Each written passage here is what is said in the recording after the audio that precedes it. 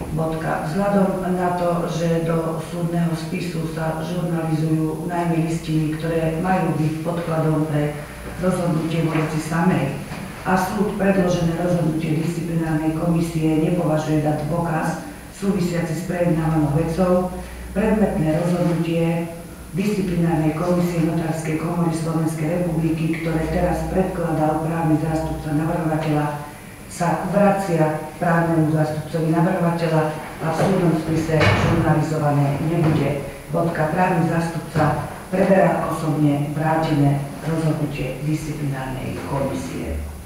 Pani sudkyňa, som sa chcel vyjadriť tomu naliehavému právnemu záujmu v zmysle paragrafu. Na to predstupuje právny zástupca navrhovateľa, ktorý diktuje svoj predpis priamo do záznamovej techniky. Páči?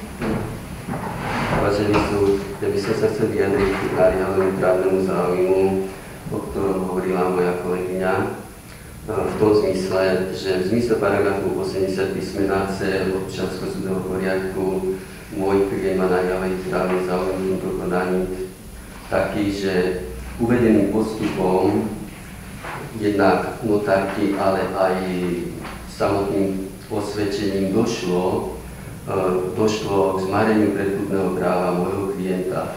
Inými slovami povedané, došlo tu k obchádzaniu zákona tým, že boli osvedčené tieto pozemky nezákonným spôsobom, tak ako to je uvedené v rozhodnutí disciplinárnej komisie Notárskej komory DKA 5/2011-44 zo dňa 19. decembra 2011, kde sa jednoznačne píše o tom, že uvedená notárka práve v tejto veci pri vydržaní týchto pozemkov podľa paragrafu 63 písmena A bod 2 odsek 1 zákona Slovenskej národnej rady číslo 323 z roku 1992 zbierky o notárskej činnosti porušila zákon a tým pádom takéto osvedčenie o vydržaní je nezákonné. Nezákonné je aj z toho titulu, ako som už povedal, že týmto postupom došlo k obchádzaniu zákona, aby bolo zmarené predkupné právo môjho klienta. Máte ešte niekto nejaké prednesy? Viac prednesov nebolo. Odsek oboznamuje sa podstatný obsah súdneho spisu. Číta sa najmä pripojená notárska zápisnica z čísla listu 8 N174/2008 NZ 20820/2008 zo dňa 18.9.2008. Takže to je predmetné osvedčenie o vyhlásení o vydržaní. Iné v podstate tam listinné dôkazy komputerujeme. Prosím, aby ste počúvali poučenie podľa paragrafu 120 odsek 4 občianskeho súdneho poriadku, teda v prípade, že by ste ešte mienili, aby súd vo veci vykonal nejaké iné dôkazy, ktoré doposiaľ vykonané neboli. V zmysle tohto ustanovenia paragrafu 120 odsek 4 občianskeho súdneho poriadku je potrebné tieto dôkazy minimálne označiť alebo predložiť na dnešnom pojednávaní, s tým, že o tom, či budú alebo nebudú vykonané, samozrejme rozhodne súd.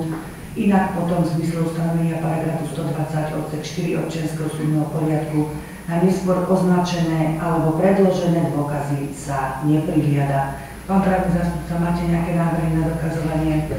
Pani sudkyňa, ja by som chcel predložiť opätovne to rozhodnutie tej notárskej komisie. Nie, opätovne nie, už som to raz vrátila. Návrhy na dokazovanie, poprosím. Iné návrhy na dokazovanie.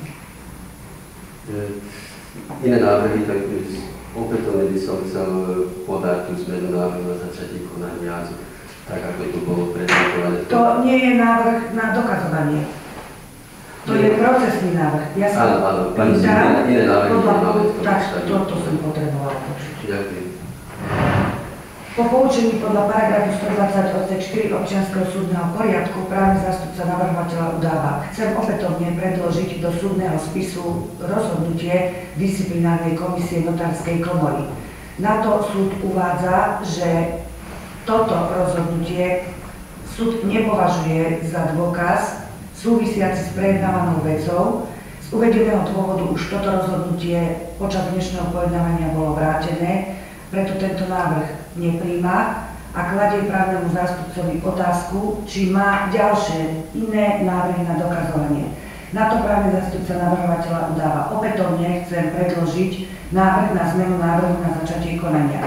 Na to súd poučuje právneho zástupcu navrhovateľa, že ide o procesný návrh a nie návrh na dokazovanie, čiže aby v zmysle poučenia podľa paragrafu 120 odsek 4 OSP, ktoré bolo prednesené súdom, uviedol, či má návrhy na dokazovanie. Na to predstupuje právny zástupca navrhovateľa a udáva: nie, iné návrhy na dokazovanie nemám.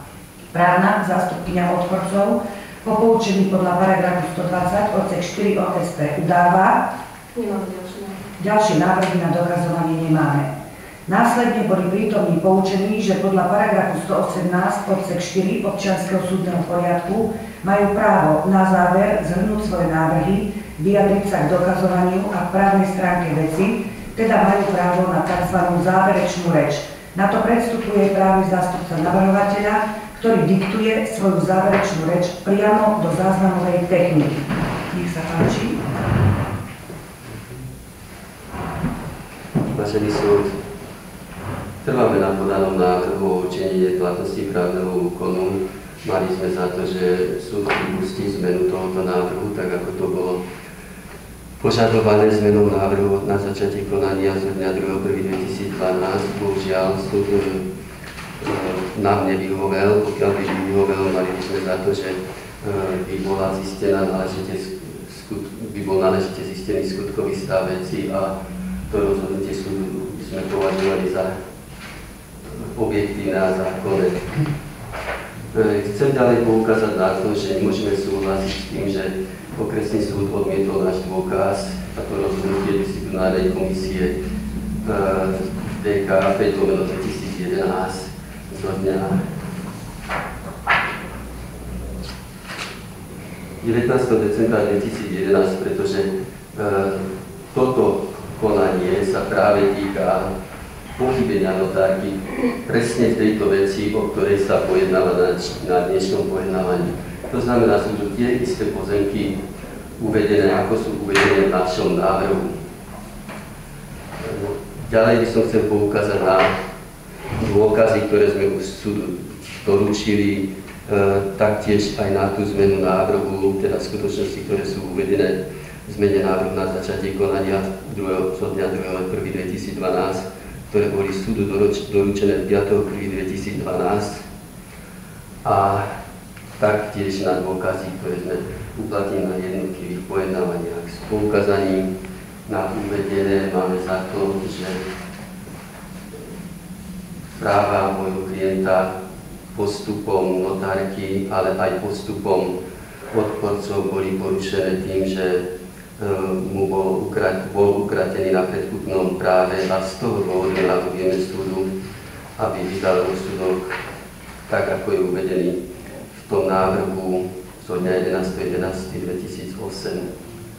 Samozrejme, pokiaľ budeme úspešní v tomto konaní, žiadame súd o priznanie troch konania, ktoré sú do lehoty 3 dní vyčíslené. Ďakujem pekne. Na to predstupuje právna zástupkyňa odporcov, ktorá rovnako tak diktuje svoj prednes priamo do záznamovej techniky, respektíve záverečnú reč. Nech sa páči. Vážený súd, navrhujeme, aby návrh žalobcu bol zamietnutý v plnom rozsahu. Návrh uplatnený žalobcom nemá oporu v príslušných právnych predpisoch. Na strane žalobcu jednoznačne chýba právny záujem na ním podanej žalobe a podanom nároku. Vzhľadom k tomu, že nepreukázal naliehavý právny záujem, navrhujeme, aby súd teda jeho návrh zamietol a zaviazal na náhrade troch konania, ktorých vyčíslenie predloženie súdu zákonom stanoveného. Ďakujem. Na to bolo vyhlásené uznesenie, súd vyhlasuje dokazovanie za skončené. Postavte sa, prosím. Vypočujte si rozsudok v mene Slovenskej republiky. Okresný súd Žilina v právnej veci navrhovateľa Pavla Mičáka proti odporcom Júlii Škorvánkovej a spol o určenie neplatnosti právneho úkonu takto rozhodol. Súd žalobu zamieta. Navrhovateľ je povinný nahradiť odporcom tromy konania spoločne a nerozdielne na účet právneho zástupcu odporcov, ako budú vyčíslené v písomnom vyhotovení rozsudku v lehote do 3 dní od jeho právoplatnosti. Ďakujem, sadite si prosím, vypočujte si stručné ústne odôvodnenie vyhláseného rozhodnutia s tým, že podrobné dôvody samozrejme tak, ako ustanovuje paragraf 157 odsek 2 občianskeho súdneho poriadku, sa uvádzajú až v písomnom vyhotovení rozsudku.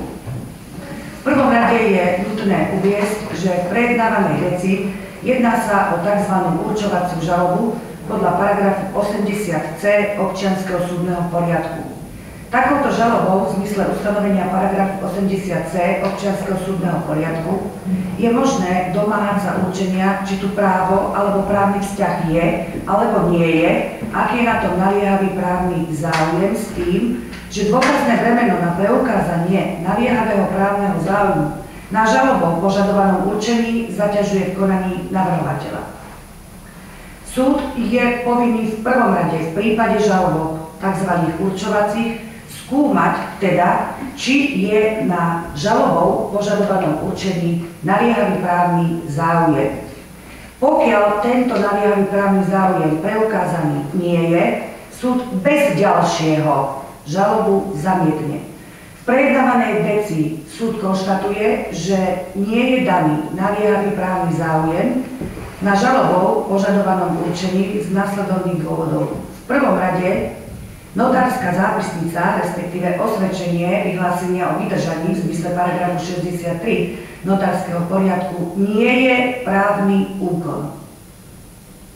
Je to iný právny inštitút a súd nie je právomocný, občianskoprávny súd nie je právomocný preskúmavať jeho platnosť alebo neplatnosť.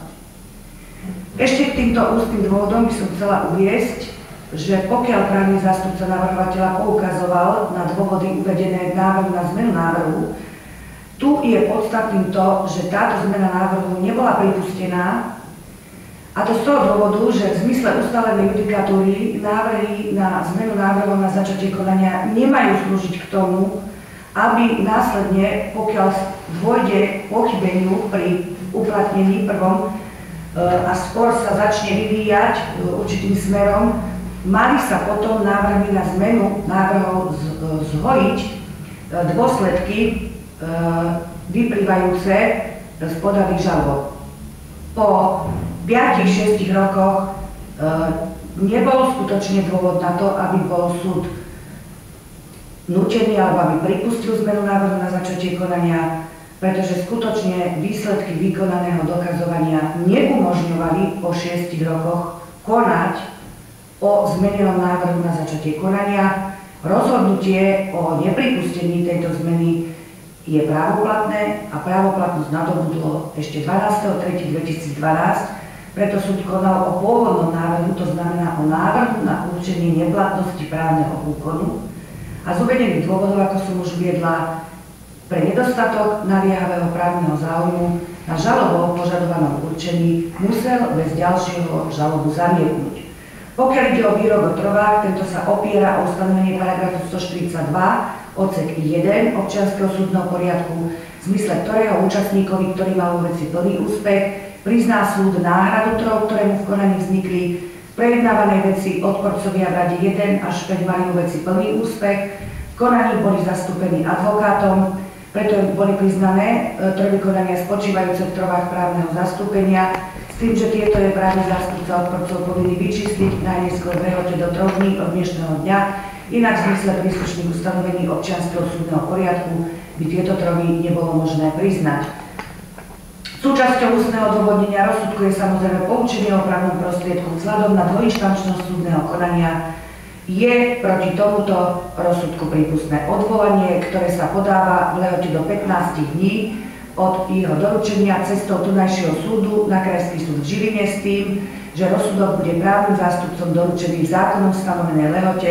Táto je najviac 30 dní a začína plynúť dnešným dňom. Ďakujem pekne za účasť. Dovidenia.